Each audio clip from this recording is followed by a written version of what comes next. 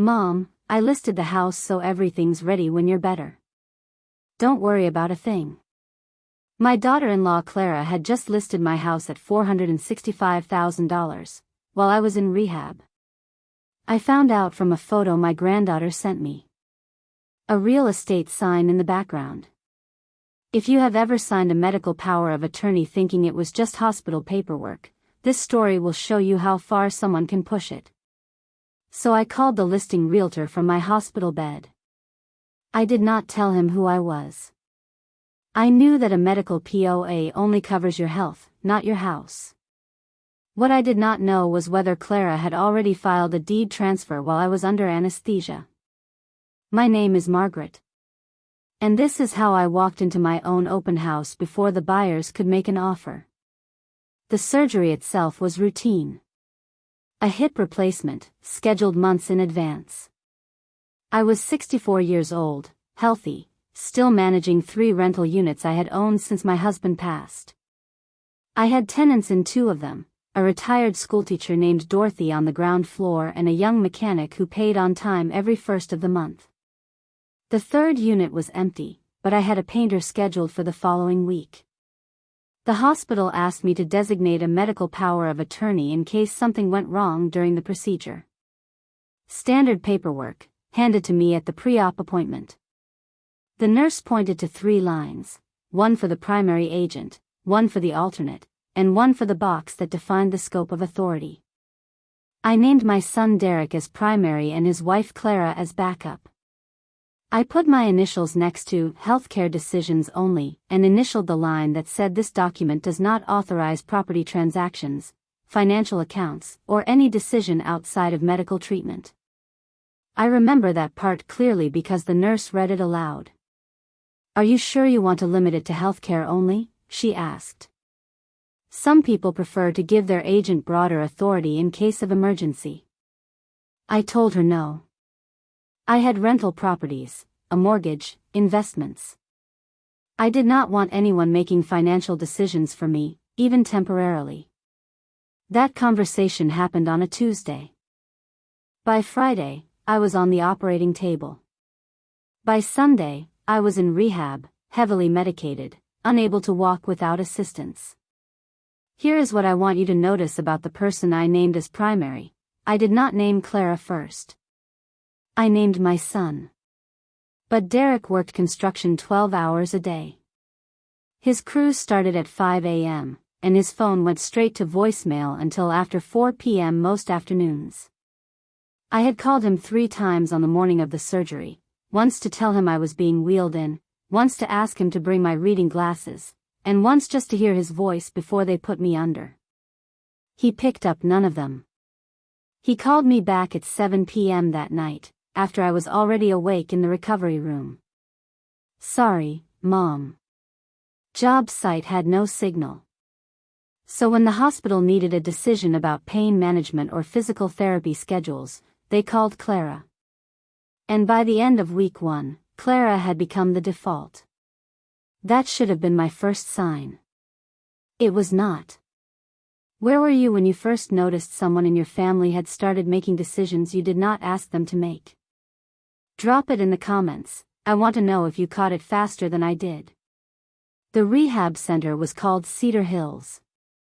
It was a 40-minute drive from my house, a clean facility with beige walls and a physical therapy room that smelled like rubbing alcohol and disinfectant. I shared a room with a woman named Lois, who was 78 and recovering from a broken wrist. Lois watched game shows all day. She knew every answer to every question on every channel. She talked to the television like it could hear her. The staff at Cedar Hills were kind. The food was edible, not good, but edible. Breakfast was oatmeal or cold cereal. Lunch was a sandwich and soup. Dinner was some variation of meat, potato, and vegetable. I ate what I could and pushed the rest aside. I called my granddaughter Emma every evening before bed. Emma was 9 years old but sharp, the kind of kid who noticed details adults missed. She told me about school, about the cat she wanted, about the garden she was planning. I had bought her a bag of tulip bulbs the previous fall and told her we would plant them together in the spring. She reminded me every single phone call. I planted them, Grandma, she said on day 6. I did it myself. Daddy helped me dig the holes. I cannot wait to see them, I said. I will send you a picture. She sent the photo 3 days later. Before I tell you what happened next, I want to say something. If you are getting value from these stories, consider subscribing. I share these because I believe we protect each other by telling the truth about what families can do when no one is watching. That is the only kind of insurance that has ever worked for me. I was sitting in the recliner by the window. Lois was watching The Price is Right. My phone buzzed, a text from Emma. I opened it and saw her standing in the grass, wearing pink rubber boots, grinning at the camera. Behind her, visible along the flower bed, were rows of red and yellow tulips. They were beautiful. I smiled. Then my eyes drifted to the left side of the image.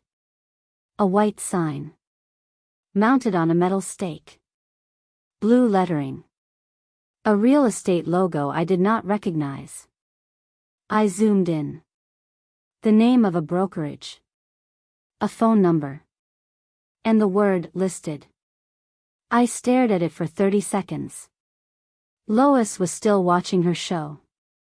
The audience on television was cheering for someone who had won a vacuum cleaner. I called my rental property experience forward in my head. I had managed properties for 2 decades. I had dealt with tenants, leases, evictions, repairs, taxes, title companies, and realtors. I knew how listings worked. I knew what documents were required to authorize one. And I knew, with absolute certainty, that the medical POA I had signed did not give Clara the authority to do what she had done. But knowing and proving are 2 different things. So I asked myself the question that mattered: did I sign anything else? Did I, in the fog of pre-surgery anxiety, accidentally sign something Clara slid into a pile of papers? I did not think so. But I could not be sure. I needed to see that POA. But I also needed information Clara would never give me. Pay attention here, because the next phone call is where the whole story turned. Before I called Clara, I made a different call. I called the number on the sign. The realtor who answered identified himself as Kevin from Premier Realty. Voice smooth, professional. The kind of voice that had rehearsed listing presentations in the mirror. I did not give him my name. I said I was calling about the property on Maple Street, the white colonial with the black shutters. Could he tell me a little about it? Kevin launched into a practice description. 4 bedrooms, 2.5 baths, updated kitchen. Hardwood floors throughout, new roof 3 years ago. Priced competitively at $465,000. A great starter home in a quiet neighborhood with good schools. Would I like to schedule a showing? I said I might be interested. Then I asked the question that mattered: who was the seller? Kevin hesitated. I heard the silence of someone deciding how much to say. The property is being listed by a family representative who holds power of attorney for the owner. I asked for the name. He said Clara Morrison. Thank you, I said. I will call you back. I hung up and sat in the recliner with the phone in my hand. Lois had won $100 on the showcase. So it was confirmed. Clara had called a realtor, presented a medical POA that explicitly excluded property authority, and signed a listing agreement. The question now was whether she had filed any deed transfer documents with the county. A listing could be stopped. A deed transfer could not. I needed to see the actual POA document. I needed to read it, confirm it said what I remembered, and then I needed to check the county records. I called Clara that evening.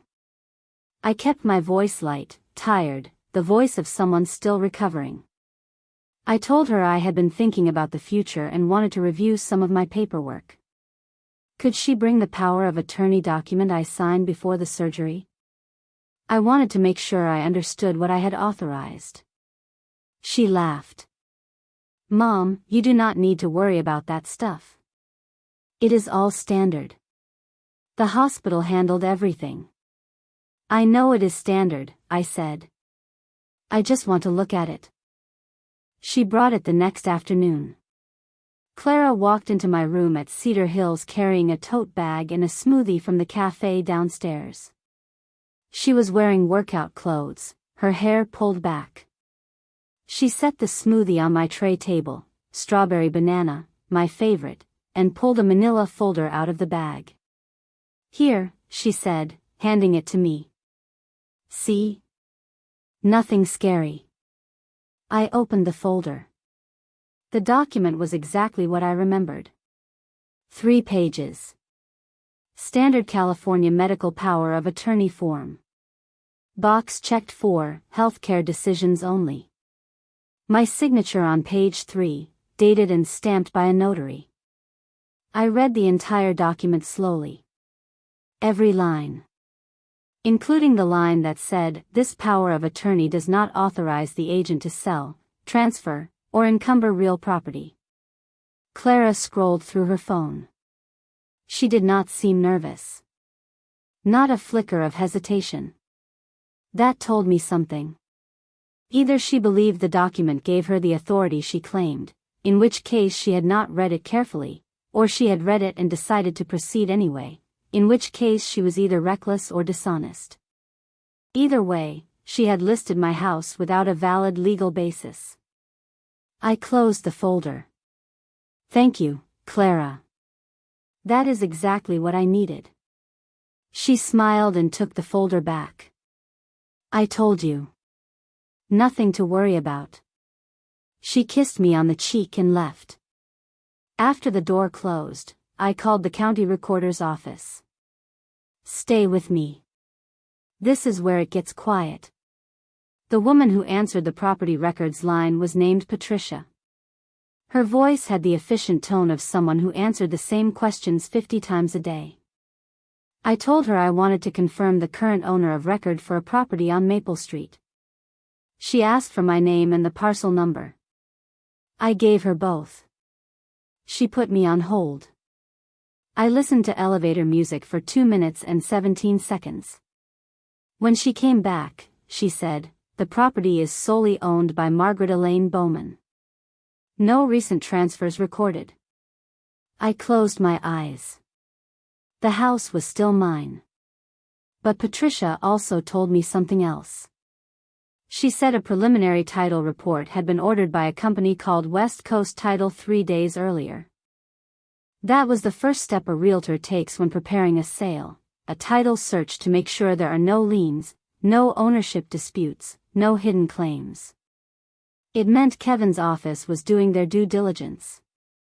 It also meant the process was moving forward. I asked Patricia how long a typical listing stayed active before an offer came in. She said it varied by market, but in the current climate, most properties in that price range received at least one offer within the first 2 weeks. Day 1 of the listing was the day Emma sent me the photo. I was now on day 3. I had 5 more days until my scheduled discharge. I called Kevin again the next morning. This time I spoke as a potential buyer. I asked if the property was receiving interest. He said yes, 2 parties had requested showings and one had already scheduled an open house for Saturday at 2 p.m. Saturday at 2 p.m. That was the same day as my discharge. My paperwork showed I would be released at 11 a.m. I asked Kevin where the open house would be held. He said at the property itself, the White Colonial on Maple Street. The realtor would be on site from 1 p.m. to 4 p.m. I might stop by, I said. You would be welcome, he said. It is a beautiful home. I thanked him and hung up. Then I called my friend Nancy. Nancy had been my neighbor for 30 years. She lived 3 blocks from my house. She knew my keys, my routines, my dog's name. I asked if she could pick me up from rehab on Saturday at noon. She said of course. Then she asked why.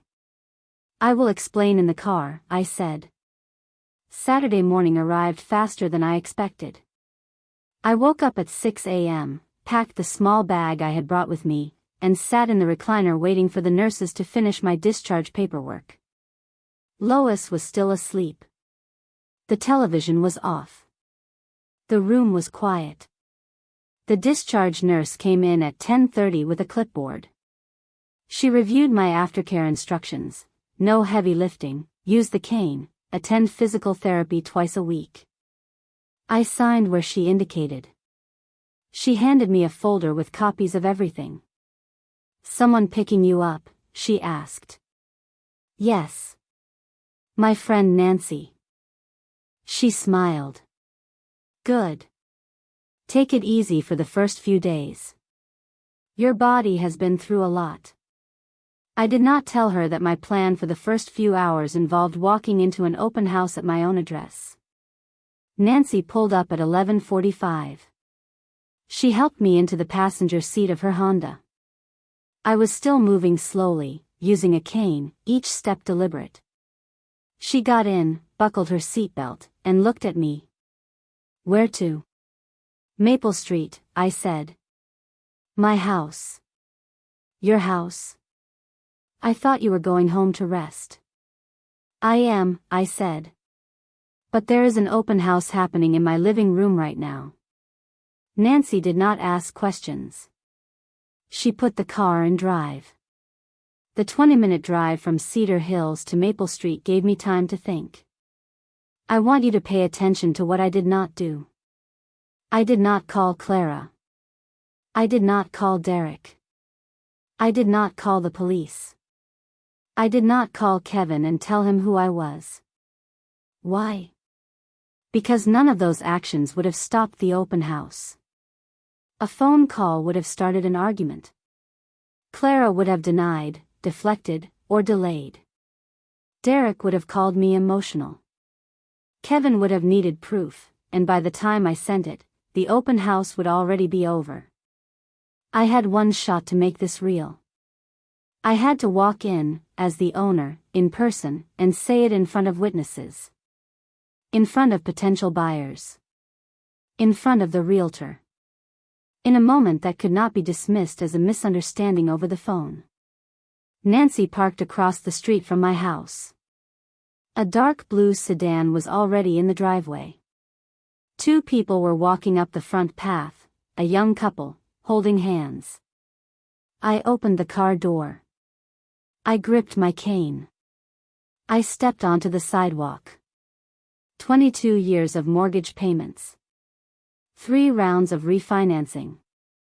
A new roof after the storm in 2014. The oak tree I planted when Emma was born. The tulips she had dug into the earth with her own small hands. All of it on display behind a white sign with blue lettering. I walked toward my front door. The young couple reached the door just ahead of me. Kevin opened it from inside, smiling, wearing a blazer and holding a tablet. He greeted the couple with warmth, then noticed me approaching behind them. "Welcome," he said. "Are you here for the open house?" "Yes," I said. "But I am not a buyer." He tilted his head. "Oh. I am Margaret Bowman. I own this house." The young couple turned to look at me. Kevin's smile did not drop, it just stopped moving, like a photograph. "I am sorry," he said. I leaned on my cane and spoke clearly. "This house is not for sale. The woman who signed your listing agreement, Clara Morrison, did not have legal authority to do so. The power of attorney she used is limited to healthcare decisions only. I have a copy of the document and can provide it to you." Kevin blinked. The young couple took a step back from the door. "I was not aware of that," Kevin said carefully.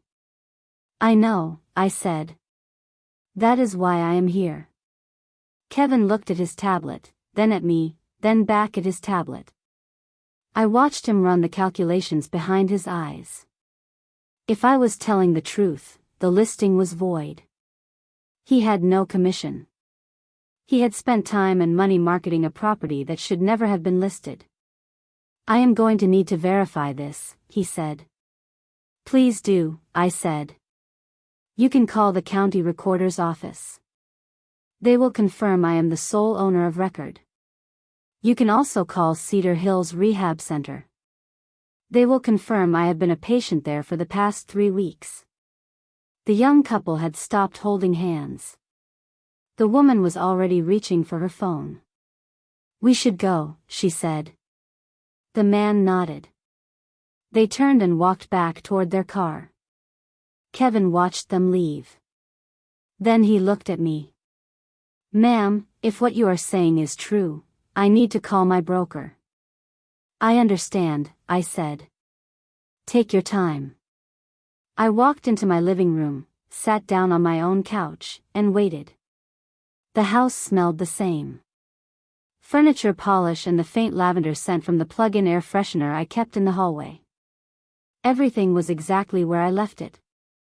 The throw pillows were still arranged the way I liked them, 2 on the couch, 1 in the armchair. The mail was stacked on the entry table. A few catalogs, a utility bill, a postcard from my insurance company. Clara had not moved anything inside. She had not rearranged, packed, or cleaned. She had simply put a sign in the yard and waited for buyers to appear. There was one thing she had left on the kitchen counter. I had not noticed it from the doorway. I stood up from the couch, walked the 3 steps to the counter, and picked it up. A brochure. Glossy paper. Blue cover. Maplewood Senior Living Residence. Independent living. Assisted living. Memory care. A floor plan fold-out. 3 units circled in pen on the back, not in my handwriting. Not in Emma's. A handwritten note paper clipped to the inside, move in July. Mom to tour when she's stronger. I held the brochure in both hands and stared at it for a long time. Clara had not planned to sell my house and tell me afterward. Clara had planned to sell my house and move me. She had already picked the building. She had already picked the unit. She had already chosen the month. The only thing she had not done yet was tell me. Because she did not intend to tell me until it was already done. I set the brochure on the counter next to the utility bill. Then I sat back down on the couch and waited for Kevin. Kevin came back inside. His face had changed. I spoke to my broker, he said.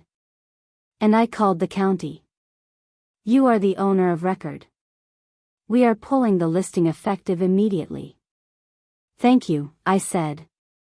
I will also be contacting Ms. Morrison to inform her that the listing agreement has been terminated due to lack of legal authority. I would appreciate that. Kevin hesitated. Ma'am, for what it is worth, I am sorry. I should have verified the POA more carefully. In our defense, it is not common for someone to present a medical POA for a real estate listing. Usually when someone claims power of attorney for a property sale, the document is specific to real estate. I know, I said. That is exactly what Clara was counting on. She assumed nobody would check. Kevin left. The sign came down that afternoon. I watched him pull the metal stake out of the ground and carry it to his car. He nodded at me once before driving away. I sat in my living room for another hour. Nancy had gone home. I made tea. I walked through each room, the kitchen, the dining room, the bedroom, the bathroom I had remodeled 2 years ago. I opened the closet and saw my coats hanging where I left them. I checked the back door and found it locked. Everything was exactly as it should be. And yet nothing felt the same. Then my phone rang. Derek. Mom, Clara said you showed up at the open house and embarrassed her in front of everyone. I kept my voice level. Derek, did you know your wife listed my house? She told me she was handling some paperwork for you. I did not know it was a listing. She used the medical POA I signed for the surgery. That document does not authorize a property sale. She knows that now. Silence on his end. Then, look, I get that you are upset. But you could have called her instead of making a scene. I did call her, Derek. I asked her to bring me the POA. She brought it. She did not mention she had already listed the house for $465,000. Maybe she forgot. People do not forget listing a $500,000 house. He went quiet.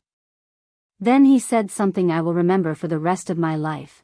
She was just trying to help, Mom. You have been slowing down. The stairs are hard for you. A smaller place would have been better. Here is what I want you to notice about that sentence. It was not about Clara. It was about my son. He had been part of the conversation. He had known, at minimum, that Clara was handling something with the house. And he had not picked up the phone once to ask me what I wanted. I wanted to say a lot of things.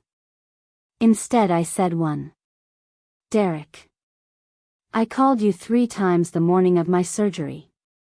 You did not pick up once. I have not asked you for much.